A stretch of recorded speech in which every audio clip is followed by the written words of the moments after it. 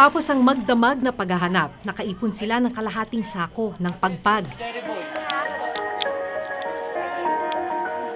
Hindi pa man siya nakararating sa bahay, sinalubong na siya ng apong si Jerry Boy, 11 taong gulang. Pagdating sa bahay, agad binuksan ni Jerry Boy ang sako ng pagpag. Pero kumakain talaga sila niyan, Nay. Dahil sa gutom sa umagang yon, hindi na nagawang hugasan ni Jerry Boy ang mga tirang pagkain, gaya ng pritong manok. Kumain din pati iba pa nilang kalaro. Ano naman nakita ng malinis. Kaya kahit anong kakain mo. Paano malalaman kung malinis, kung pwede pang kainin? May ibang panis. Amoy naman yun talaga. Pag di mapanis, kain mo. Ano yun? So yan, yung mga napilian nyo na, yung pwede pa. Oo. Pag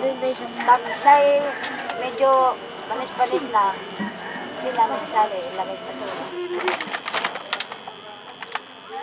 awa. Kaya patay-patay na yung katawang mong trabaho para lang makabigay ko sa mga apo. Mag-iisip talaga lang saan-saan mo. Kaya lang mapipilitan mong trabaho ay para mayroon akong ibabigay. Kaya sa kanila, mga magulang, kaya man rin sila. Ayaw man talaga nila manghingi.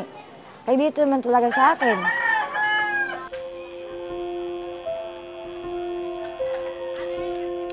Matapos kumain ng mga tirang manok, ibinigay naman ni Lola Corazon ang nakita niyang tinapay sa mga apo.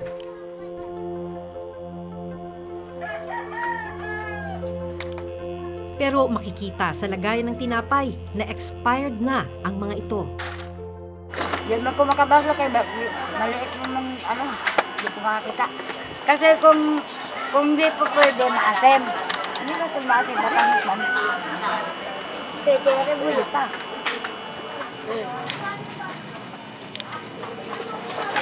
Saan mo dadali na ngayon yan? Ha? Ano guys doon? Bibenta. Bibenta? Papaluto? Ano? Bibenta po. Ah, bibenta?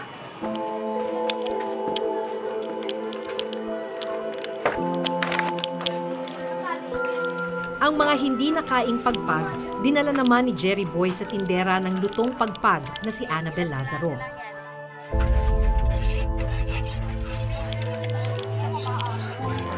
₱20 ang bayad sa nakolektang pagpag ni Lola Corazon.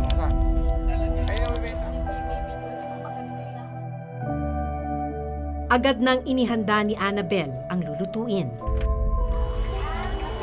Ano yung mga lutong ginagawa niyo? Yeah, prito, kalderita lang. Nauugasan pa kasi ng mabuti yan eh. Kasi kumakain din kasi kami nito eh. Sabi ko yung kadiri naman yan. Nung una? Oo, kadiri naman yan. Sabi ko may mga tissue. Tapos sabi niya, ba nang hinugasan ko, kahit pala pa ako tira-tira, masarap din pala pa ako yung pagpag.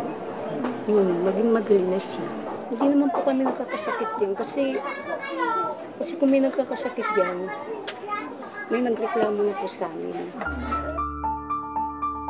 Hindi pa man tapos magluto, may mga nakaabang ng mga customer si Annabel.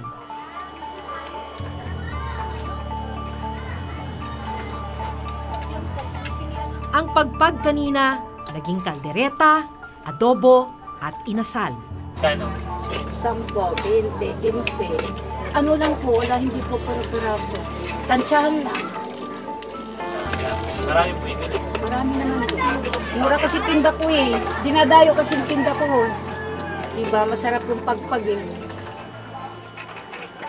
Para sa akin kasi, aminin ko masarap to. Pero po hindi na po ako dalawang isip at saka nag-inarte. Tsaka wala naman siya epekto sa tiyan ko eh. Kung magbuhay ako sobrang linis, kunting dumi lang baka mamatay na ako. Ano lang? Bumili rin si Jerry Boy ng 10 pisong halaga ng adobong pagpag. Ito na ang magsisilbi nilang pananghalian. Ano makikita namin? Tama lang ang kain eh. Kasi di naman pagmiminti sa isang araw, 2 araw yung pagpag. Kasawa naman din. Hindi naman yung kahit pansit lamang, gulay. Yan. Wala na talaga, balik na ng mga pagpag.